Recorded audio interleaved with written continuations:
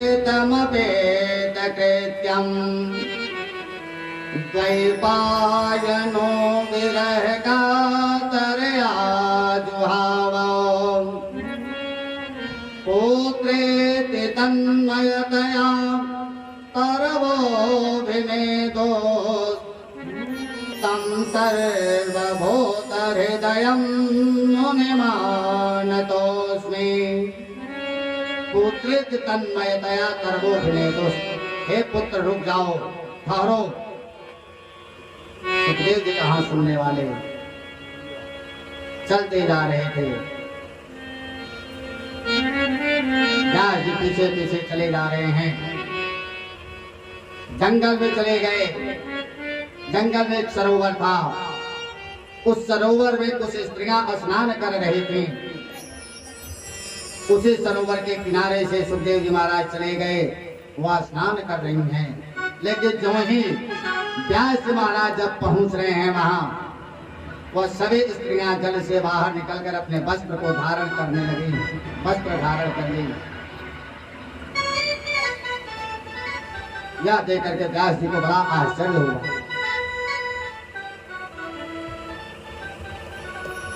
रुक गए। स्त्रियों से प्रश्न करते हैं, ये बताओ, एक नवजुवक 12 वर्ष का नवजुवक नंग धड़ंग अभी इसी मार्ग से गया है। उसको देख करके तुम लोगों ने जो है वस्त्र धारण नहीं किया, ऐसे स्नान कर रहे थे सरोवर में। मेरा चौथापन आ गया, मैं 80 साल का हो गया। मेरी इंद्रियां अब कोई काम नहीं कर रही हैं। फिर मुझे देख करके तुम लोगों ने वस्त्र क्यों धारण कर लिया? स्त्रियां व्यास जी से कहती हैं, व्यास जी, जो आपके पुत्र सुखदेव गया है ना, वह माया से परे है। उसको माया बाधित नहीं की है, क्योंकि आपके पत्नी के गर्भ से आने से पूर्व उन्होंने प्रभु परमात्मा से यह वचन ले चुका था कि मैं तभी गर्भ से बाहर आऊंगा प्रभु, जब आपकी माया मेरे ऊपर न, आपकी माया का प्रभाव मेरे ऊपर न पड़े। कन्हैया ने वचन दिया था कि मेरी माया आपके ऊपर कोई प्रभाव नहीं करेगी। तब सुखदेव जी अपनी माँ के गर्भ से बाहर आए थे। व्यास जी, आपके पुत्र के ऊपर इस मोह माया जंजाल का कोई असर नहीं है। उसको तो पता ही नहीं कि सरोवर में कौन स्नान कर रहा है। आप तो आए, अपने पुत्र के लिए आ रहे थे, लेकिन पुत्र को क्षण मात्र में भूल गए और स्त्रियों पर आपका ध्यान चला गया कि कौन स्नान कर रही है, कौन वस्त्र धारण कर रही है। आपका पुत्र को ये भी नहीं देखा। व्यास जी को थोड़ी अपने आप पर अपमान महसूस हुआ, लज्जित हुए और वहीं से वापस चले आए। बहुत चिंतित अवस्था में थे व्यास जी महाराज। अपने घर से कुछ लोगों को बुलाए, आसपास पड़ोस के, और कहे, देखो मेरा पुत्र तो चला गया है, कहाँ गया ये तो पता नहीं, लेकिन जंगल में गया है, कहीं न कहीं वो तपस्या कर रहा होगा। तुम लोग जाओ, किसी भी तरह से उसको बुला करके लेकर आओ। गए। व्यास जी ने एक श्लोक दिया, जा करके यह श्लोक सुनाना। अगर वह श्रवण करेगा तो अवश्य ही वह आएगा, क्योंकि परम पिता परमात्मा का वह परम भक्त है। अगर वह सुनेगा तो अवश्य आएगा, जा करके सुनाना। गए, जा करके वह मंत्र सुनाते हैं। वराहवेदं नटवर बभो करणय करेणिकारम् जयभ्रदवास कनक कपिशं वैजयन्ते जमालाम् रन्ध्रान् वेणोरधर सुधया पूरयन् गोपवृन्दये वृन्दारण्यं स्वपदरमणम् प्राविशदगीतकीर्तिः वराहपीडं नटवर्वपुः। कन्हैया के पूरे शरीर का वर्णन कर दिए, श्रृंगार का। करवीर वैजयंती माला धारण किए हुए पूरे श्रृंगार का वर्णन जा करके वह मंत्र सुनाए और श्लोक सुनाए। कोई प्रभाव नहीं पड़ा सुखदेव जी के ऊपर। खोजबीन कर करके जब नहीं मिले वापस चले आए लोग। ऐसे तमाम भेजे लेकर के अंत में लगा व्यास जी को लग रहा है कि मेरा पुत्र वापस आने वाला नहीं है। अब अंतिम बार एक बार और प्रयास करता हूं। भेजे कहे कि जाओ और जा करके यह 4 कड़ी का एक श्लोक है, इसको सुनाना। इस 4 कड़ी में केवल 2 कड़ी सुनाना, 2 को मत सुनाना। वह 2 कड़ी के लिए अवश्य ही वह आएगा। गए लोग और जा करके वह 4 कड़ी का मंत्र श्रवण कराते हैं, सुनाने लगे जंगल में। बोले अहो बकीयं स्तनकालकोटं जिघांसयापाययदापि साध्वे लेभे गतिं धातृयुतां ततोऽन्यं कम्पादयालुं शरणं व्रजेमः। जाकर के यह सुनाना, 2 कड़ी सुनाना, 2 कड़ी मत सुनाना। गए जाकर के जब ही 2 कड़ी सुनाए, वहीं एक गुफा में बैठे हुए थे। जब उनके कानों में यह मंत्र गया, उनका ध्यान भंग होता है। बाहर निकले, इन लोगों ने पकड़ लिया सुखदेव जी को। सुखदेव जी महाराज कहते हैं ये इसके आगे की 2 कड़ी सुनाओ। कहते हैं अरे इस 2 कड़ी के चक्कर में क्यों पड़े हो? ऐसे ऐसे तो तुम्हें 18,000 महामंत्र तुम्हारे पिताजी देंगे। चलो तो पहले, बहुत ऐसे ऐसे मंत्र मिलेंगे तुमको। लेकर के आते हैं। व्यास जी महाराज को देख करके सुखदेव जी ने प्रणाम किया। व्यास जी ने कहा सुखदेव, मैंने तुमको इसलिए नहीं बुलाया कि तुम मेरे पुत्र हो, मेरे घर रहो, मेरी सेवा करो, नहीं। मैंने तुमको इसलिए नहीं बुलाया था। मैंने तो इसलिए बुलाया कि मैंने तो यह पुराण की रचना कर करके रखा है। मेरे बाद इसकी रक्षा कौन करेगा, इसका प्रचार प्रसार कौन करेगा? तुम्हारे सिवा दूसरा तो कोई है नहीं। इसीलिए मैं तुमको बुला रहा था। अब ये लो और लेकर के तुम इस धराधाम पे धर्म का प्रचार करो,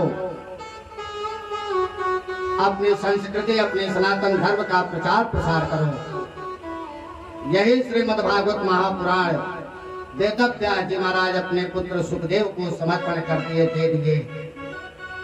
और सुखदेव जी महाराज इस श्रीमद्भागवत महापुराण को अपने मस्तक पर लेकर के आज भी भ्रमण करते रहते हैं। और जहाँ भी कोई मिल गया संत महात्मा, वहीं बैठे कथा प्रारंभ हो जाती है। बोलिए सुखदेव जी महाराज के। ऐसे सुखदेव जी महाराज, ऐसे वक्ता हैं सुखदेव जी महाराज। और परीक्षित भी कोई साधारण नहीं थे। पर रक्षिता परीक्षिता, कोई साधारण परीक्षित भी नहीं थे। परीक्षित जी प्रश्न कर रहे हैं, सुखदेव जी महाराज उत्तर दे रहे हैं। और उनके उत्तर में ही जो है परीक्षित जी प्रश्न बना लेते थे। श्रोता से थोड़ा भी कम जो है, वक्ता से थोड़ा भी कम श्रोता कम नहीं है, उससे कहीं भी सही है। और यहीं से भागवत की कथा प्रारंभ हुई है। परीक्षित जी महाराज प्रश्न करते जा रहे हैं, सुखदेव जी महाराज उनके प्रश्नों का उत्तर दे रहे हैं। इस प्रकार संक्षेप में आपने सुखदेव जी महाराज का जन्म का कथा श्रवण किए। बोले सुखदेव जी महाराज के। आइए 2 बार भगवत नाम संकीर्तन करेंगे, पुनः आगे कथा प्रारंभ होगी।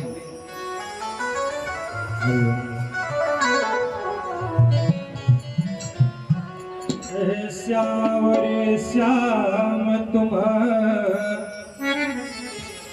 दधमाखन के चोर, मेरो मन चोरी कियो तूने नंद किशोर। श्री राधे गोविंदा मन भजले हरि का प्यारा नाम है। राधे गोविंदा मन भजले हरि का प्यारा नाम है। राधे गोविंदा मन भजले हरि का प्यारा नाम है। श्री राधे गोविंदा मन भजले हरि का प्यारा नाम है। गोपाला हरि का प्यारा नाम है। लाला हरि का प्यारा नाम है। गोपाला हरि का प्यारा नाम है। लाला हरि का प्यारा नाम है। श्री राधे गोविंदा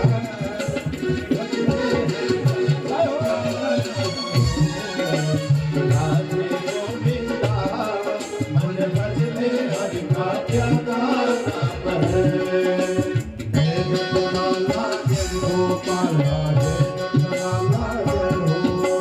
जय नंदलाला जय गोपाला जय नंदलाला जय हो। राधे गोविंदा मन भजले हरि का प्यारा नाम है।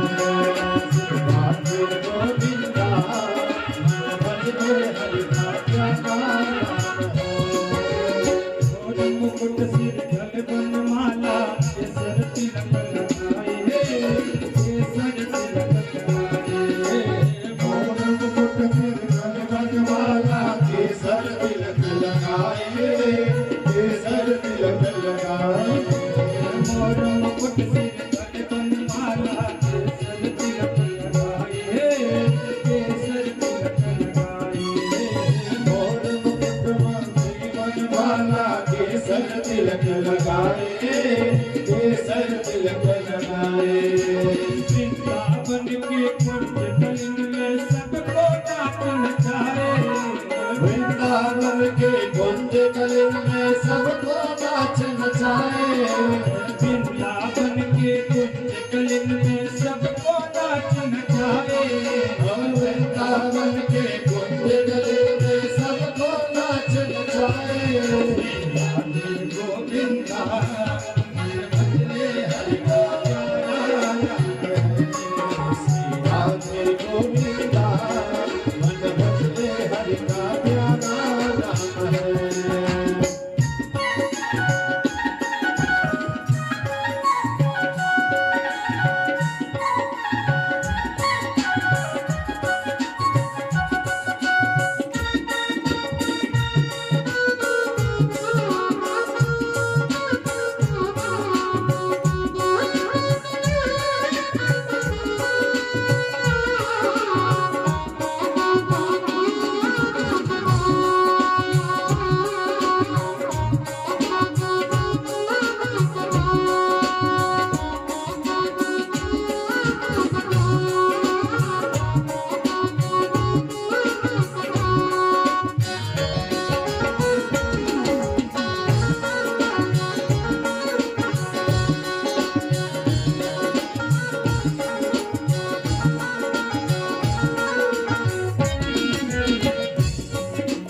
जमुना किनारे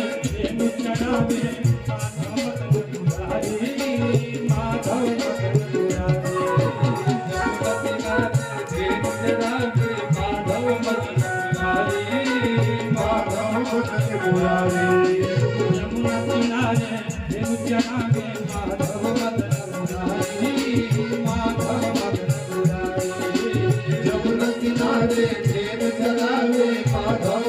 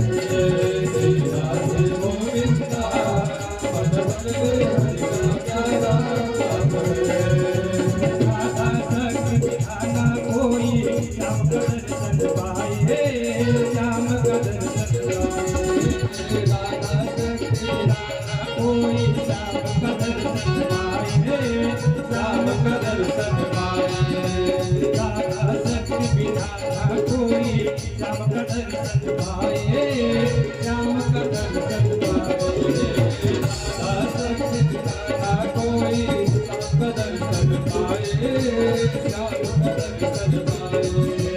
आराधना कर राधे राधे राधा भागे आए, आराधना कर राधे राधे राधा भागे आए। श्री गोविंदा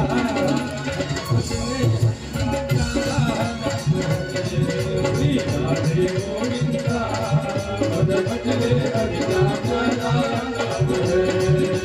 राधे गोविंदा पद भजले हरि का प्यारा नाम है। राधे गोविंदा पद भजले हरि का प्यारा नाम है। प्रेम से वृंदावन बिहारी लाल की जय।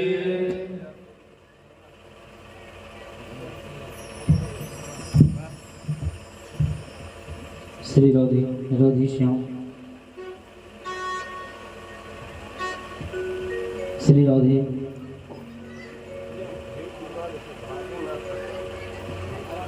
परम मंगलमय यह श्रीमद् भागवत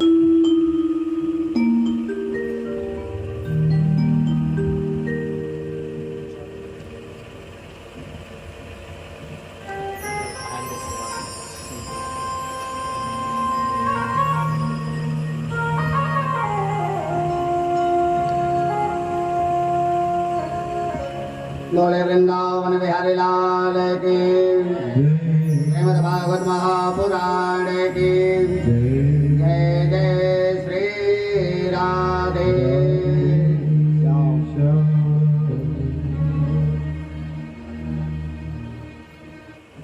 आगे श्रीमद् भागवत महापुराण के चतुर्थ स्कंध में हम लोग प्रवेश कर रहे हैं।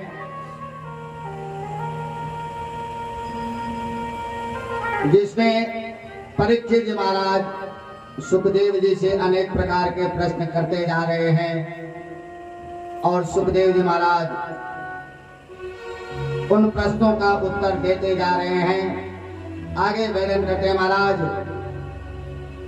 आपने बहुत सुंदर एक प्रसंग सुनाया जो सृष्टि के क्रम में पहले बताया जा चुका है कि मनुष्य सतरूपा से ही इस सृष्टि का विस्तार हुआ। उसी क्रम में एक राजा हुए जिनका नाम उत्तानपाद था।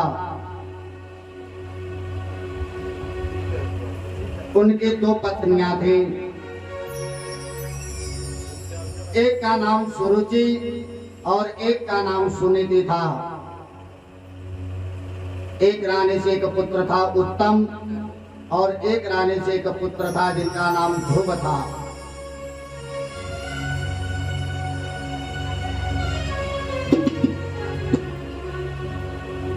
उत्तानपाद की दो पत्नियां सुरुचि और सुनीति, दोनों से एक एक पुत्र, ध्रुव और उत्तम।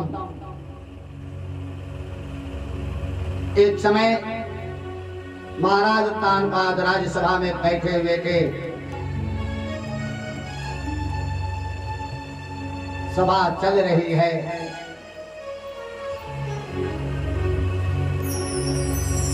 सहसा उसी समय सभा में ध्रुव जी महाराज पहुंचते हैं।